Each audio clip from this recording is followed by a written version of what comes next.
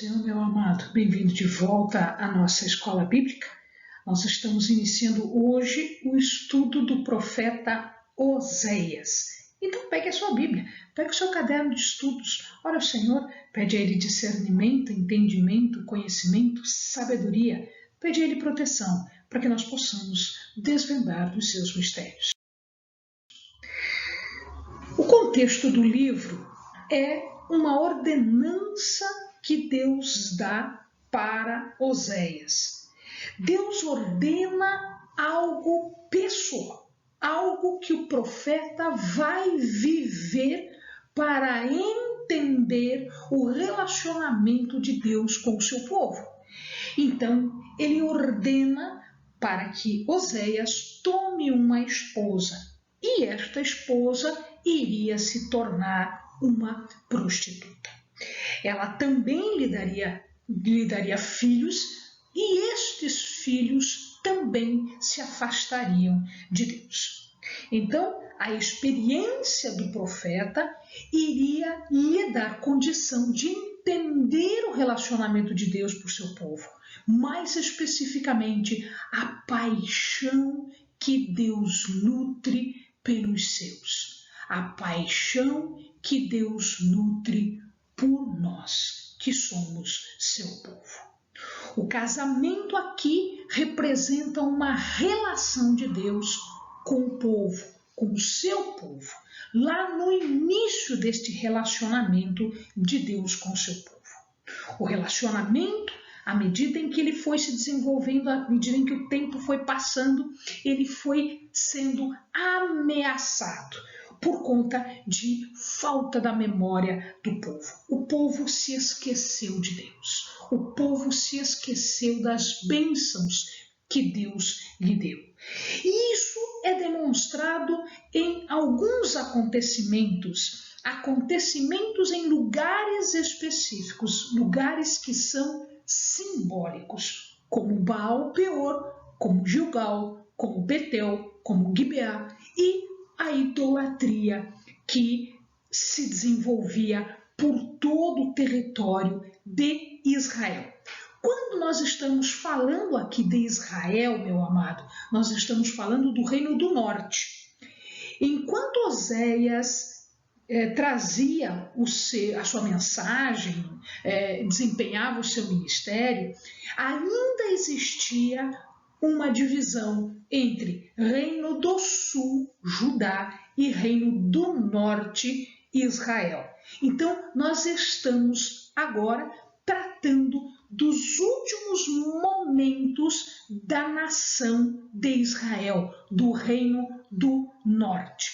Pouco depois do profeta dizer todas estas coisas, Samaria, que é a capital de Israel, que era o centro de todo o governo de Israel, cai nas mãos dos assírios. Então nós vamos ver aqui algumas cidades foram citadas ou vão ser citadas. Então, para que o amado lembre onde é que fica isso tudo. Jerusalém está aqui. Gibeá fica uma cidade um pouquinho mais para cima, né? Ainda no território da tribo de Benjamim. Betel fica bem na divisa, aqui Betel, então fica entre Benjamim e Efraim. Mispá, a gente vai falar várias vezes de Mispá, Mispá está aqui, ó. Depois a gente vai ver de novo Mispá. E Gilgal está aqui, um dos primeiros territórios, um dos primeiros lugares que foram conquistados e que formaram um local de acampamento quando Josué conquista a terra. Esse risquinho aqui significa o Rio Jordão.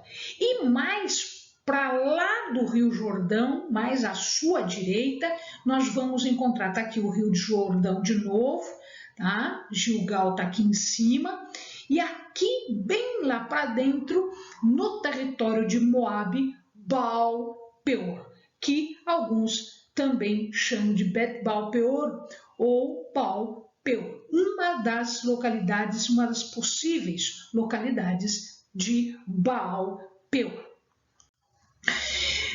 É uma história contada pelo profeta, vivida pelo profeta, que trata de julgamento.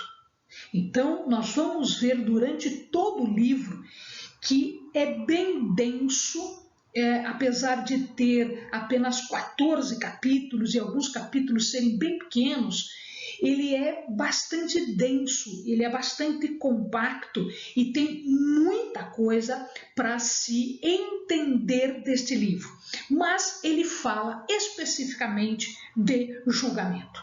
Ele fala que naquela época, na época do profeta Oséias, havia um culto a Baal. E isto estava disseminado, estava espalhado por toda a área de Israel, mais especificamente pelos lugares altos onde se faziam os cultos a Baal, as adorações para o falso deus, o ídolo chamado Baal, que era a principal divindade dos cananeus. A idolatria é explicada por Oséias no sentido de que ela só poderia ser rompida, só poderia ser destruída pela invasão da Síria e a consequente movimentação do povo para a Síria. Ou seja, a Síria iria invadir, o povo iria ser levado em exílio, iria ser levado cativo, exatamente para parar a idolatria que existia lá. Entretanto, a mensagem que fica, a mensagem pós-julgamento, é uma mensagem de restauração, é uma mensagem de recuperação de uma aliança um pouco diferente daquela aliança feita com o povo no deserto, baseada na lei. Era uma nova aliança. Jeremias já havia falado nisso, nós já havíamos estudado Jeremias e nós já vimos a aliança, essa nova aliança que é trazida pelo profeta Jeremias e que não é diferente aqui no profeta Oséias. Então, uma volta de Israel para Deus. Depois de quê? Depois do julgamento, depois do exílio. Quando este livro foi composto e quando a vida do profeta Oséias? Bom, aqui nós não temos muita certeza.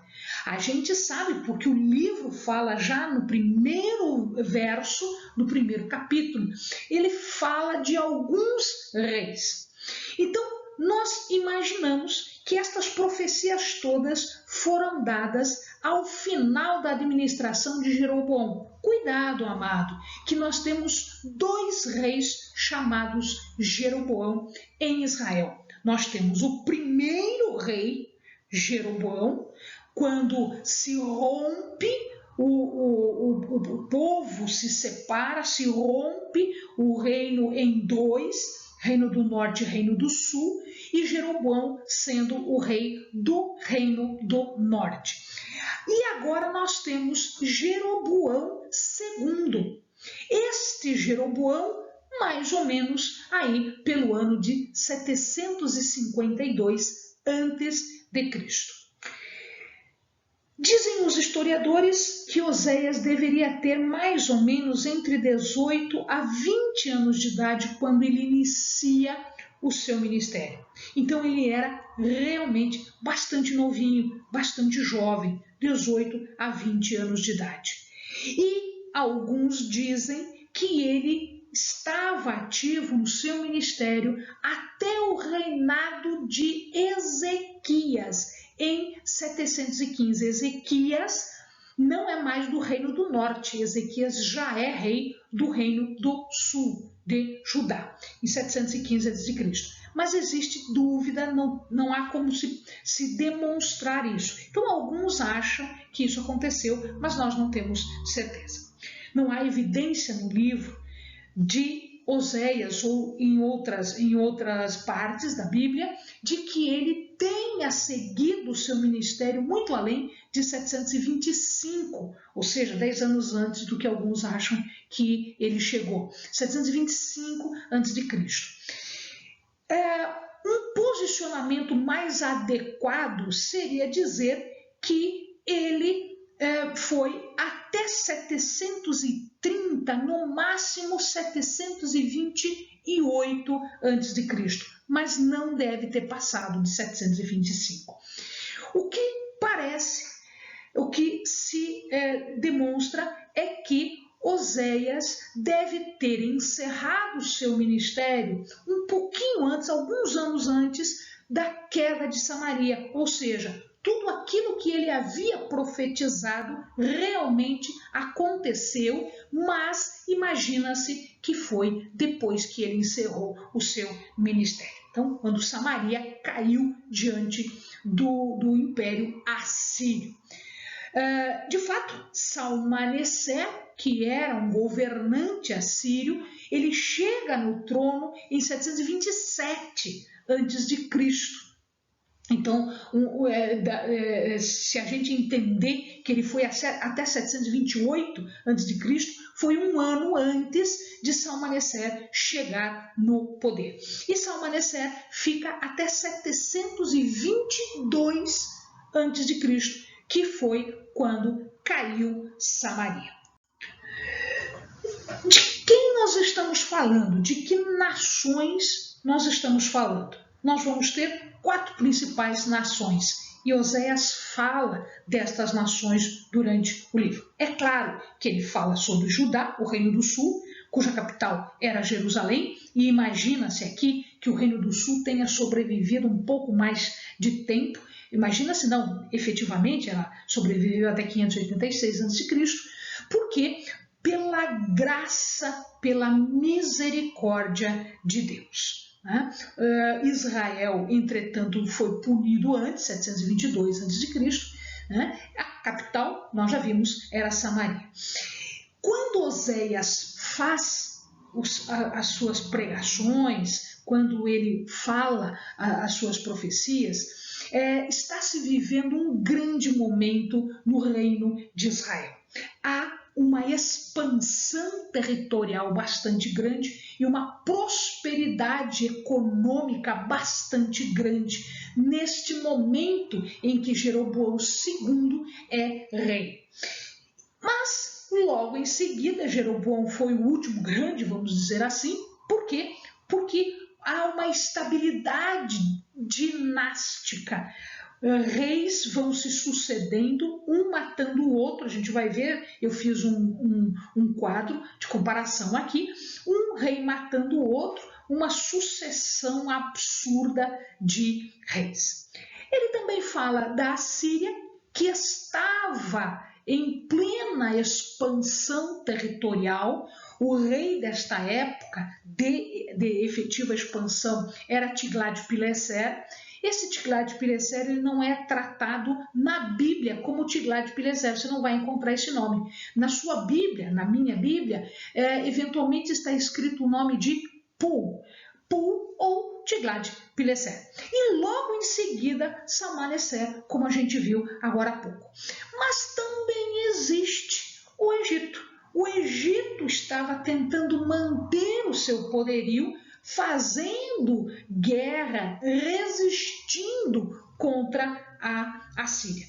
Mas ele não estava sendo muito feliz em relação a isso.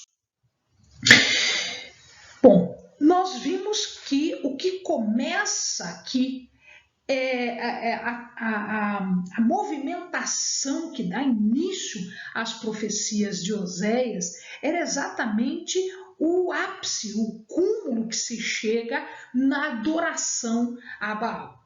Lembrem-se que o grande adorador de Baal, o grande perversor, né, o que grandemente perverteu a Israel foi Acabe, principalmente sob a influência da sua esposa Jezabel. Lembre-se que Jezabel não era judia, não era israelita, ela veio da Fenícia. Então, ela não tinha obrigação nenhuma, ela não tinha ligação nenhuma com o grande Deus. Mas Acabe tinha. Acabe era israelita. Quando ele se casa com Jezabel, o que acontece é uma perversão geral. Deus levanta aqui Jeú, e Jeú, depois da morte de Acabe, Jeú vai ser levantado para matar o filho de Acabe e de Jezebel, que estava no poder. A gente vai ver um pouquinho mais para frente. E ele mata toda a descendência de Acabe e de Jezabel. Ou seja, apesar disso tudo, apesar de que houve um momento de limpeza religiosa espiritual, o povo voltava à adoração a Baal. E é neste momento que Oséias surge. Existe aqui também uma denúncia. Judá e Israel se desentendem. É claro, eles estavam separados, havia um desentendimento, mas às vezes eles se juntavam forças contra um inimigo comum, etc, etc, etc. Entretanto, aqui, o rei Rezim de Damasco faz uma aliança com Israel e eles, os dois, juntos, eles tentam coagir o rei de Judá para enfrentar Tiglat-Pileser. O rei de Judá nesta época se chamava Acaz. Então eles se juntam, os dois, contra Acaz, porque Acaz não quer fazer uma coalizão para enfrentar a Assíria. Então, o que acontece? Eles se voltam contra Judá. Então, existe aqui a guerra que ficou conhecida como Efraimita, né? Sírio-Efraimita, ou seja, a Síria e Efraim, que em Oséias simboliza Israel, é a principal tribo do reino de Israel, fazem guerra contra Judá. Como eu havia dito para o amado, eu fiz um gráficozinho aqui, um quadrozinho, para que nós possamos entender o que está acontecendo. Então aqui, Jeroboão II, foi aqui que Oséias começa a profetizar. O reinado de Jeroboão foi de 793 até 753. E aqui nós vamos encontrar um santuário em Betel. Esse santuário já tinha sido feito por Jeroboão I, onde ele faz um bezerro de ouro em Dan e em Betel. Então, não tem novidade aqui, só uma continuação da idolatria.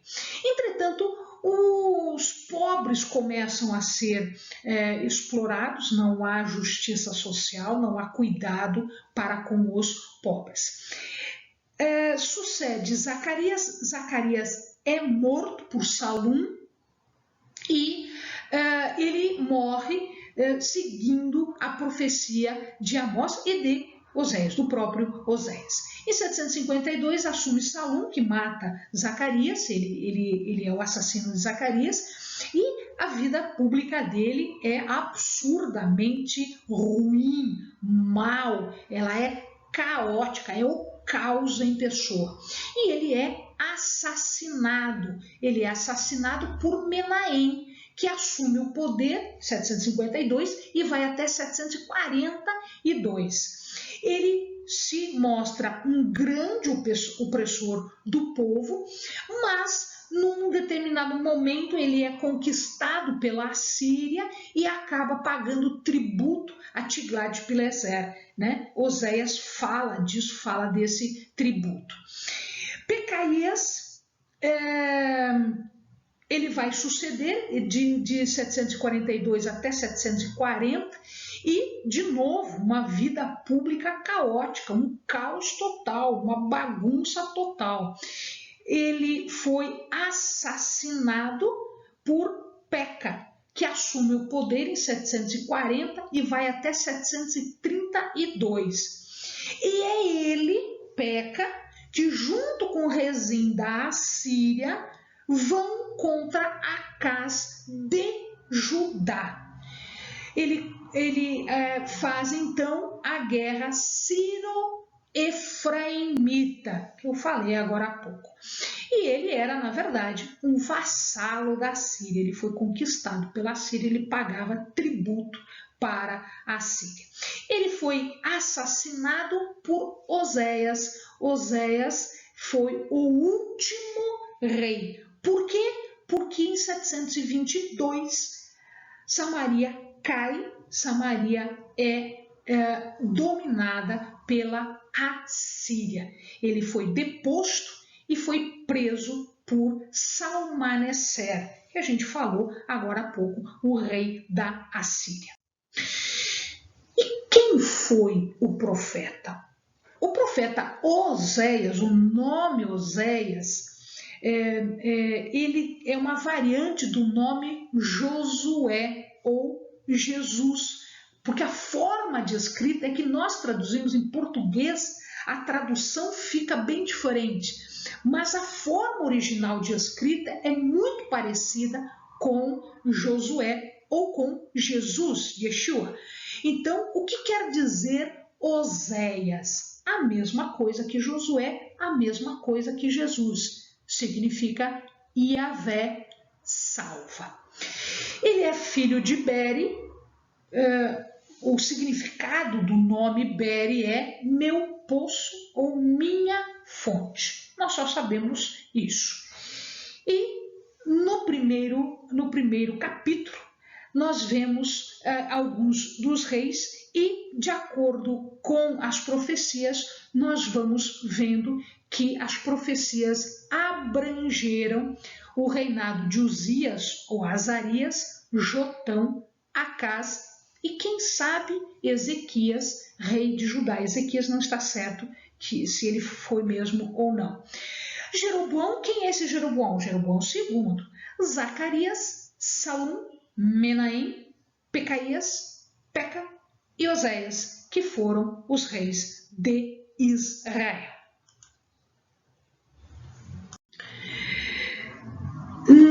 Na Bíblia, nós vamos ver a história do profeta.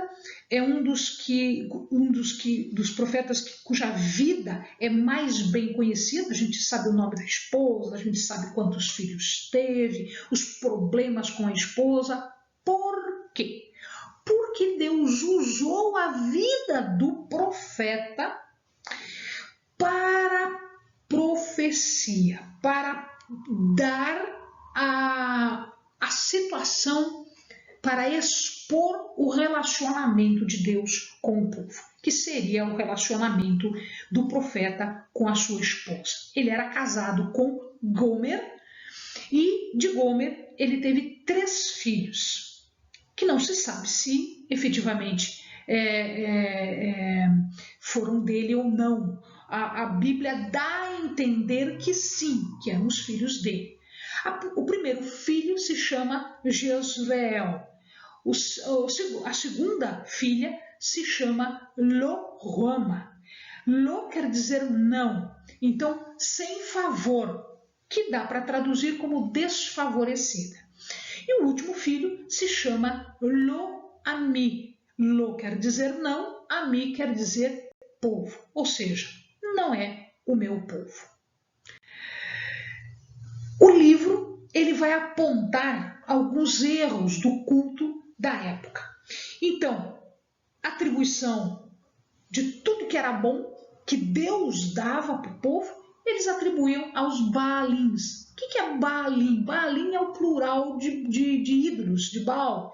Ou seja, são os pequenos ídolos. Ele denuncia os líderes, sacerdotes, profetas, reis, né? Ele está denunciando porque estão contrários à vontade de Deus, contrário às leis de Deus. Ele aponta os atos sexuais e os ritos de sensualidade que o povo fazia, os meios de revelação equivocada, então eles usavam paus, pedras, imagens para revelar as coisas. Ele também aponta os sacrifícios fúteis, ou seja, inúteis, para deuses errados, porque eles sacrificavam para Baal, para os Baalins, nos lugares errados e por motivos errados. Então, estão totalmente contrários à religiosidade, à manifestação de adoração para com Deus. A superficialidade do povo, do tipo beijar um bezerro de ouro, adorar pedaço de pau, adorar cerâmicas, adorar pedras, adorar metal, como algumas pessoas ainda fazem até hoje. Ele também denuncia a selvageria de sacrifícios humanos, inclusive aqui não está explícito, mas dá para se entender os sacrifícios de crianças, principalmente para o deus Moloque. Nós temos um vídeo falando de idolatria, falando desses deuses. Então, se o amado quiser, por favor, dá uma olhadinha lá. Nós temos 2 vídeos. Um dos vídeos é mais geral em relação a esses ídolos. E também ele aponta em relação às desculpas que o povo arranjava, né, para o seu comportamento pecaminoso. Amados, não tem desculpa, todo mundo conhece, todo mundo conhecia a aliança, conhecia os termos da aliança, conhecia a lei, eles conheciam desde sempre as regras e, portanto, não tem desculpa para os erros. Então, esta é a introdução ao livro de Isaías. Amém, amados? Bons estudos!